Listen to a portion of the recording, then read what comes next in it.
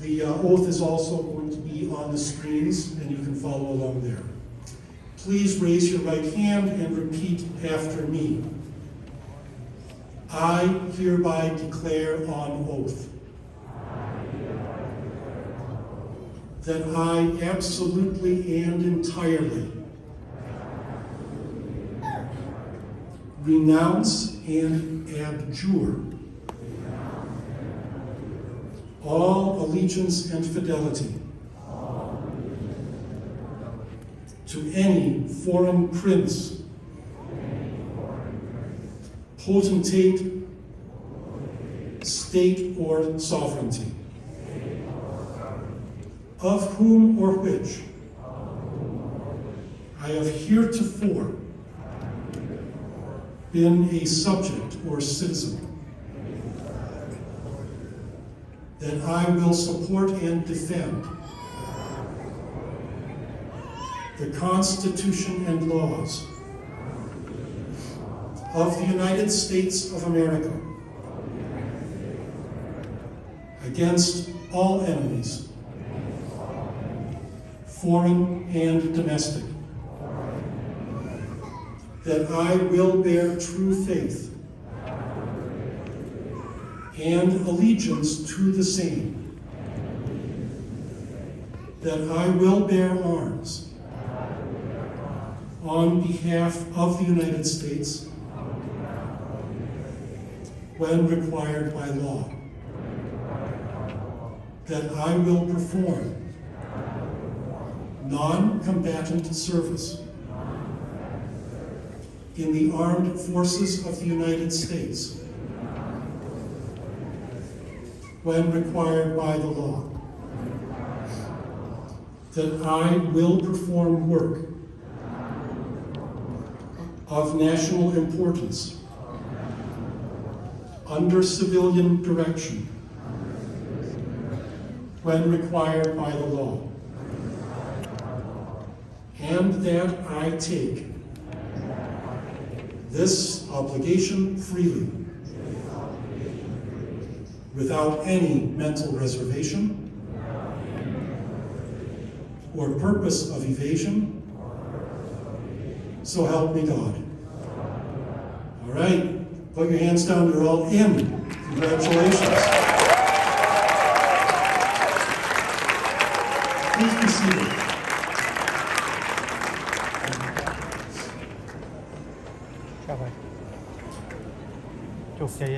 Congratulations, you are all now citizens of the United States of America.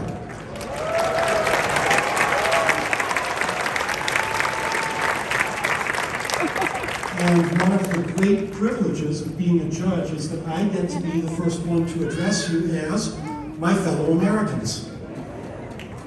So, welcome. Becoming a U.S. citizen means that you no longer owe allegiance to the government of your former country. Now, it does not mean that you sever all ties. If you continue to eat the food you love, speak the language you spoke with your parents, cheer for the football team in your home city, you are still every bit a real American. I mentioned earlier that the strength of the United States is its people, and that is true. The strength of this country is not in its size, even though it is an enormous country. It doesn't depend on our natural resources, even though they are abundant. The strength of the United States of America is our people, and particularly the diversity of our people and our people's mutual support of each other. As the Latin phrase on the money says, e pluribus unum, that is, out of many, one. And what that means directly here today is that America is a stronger country than it was just 5 minutes ago, because in those 5 minutes, it's added 1,000 new citizens. I don't know of any other country, I mean, they may exist, but I don't know of them that has big naturalization ceremonies like this. In many countries, there is a legal process to become a citizen, and it usually ends up in a government clerk's office filling out a form. Here in America, we throw a party like this because we know that the United States would never have succeeded if it had not been for the contributions of generations of immigrants all the way back to the very founding of this country. Our first president, George Washington, remarked that America is open to receive not only the rich and high-ranking stranger, but, quote, the oppressed and persecuted of all countries and nations, whom we shall welcome to our participation in all our rights and privileges.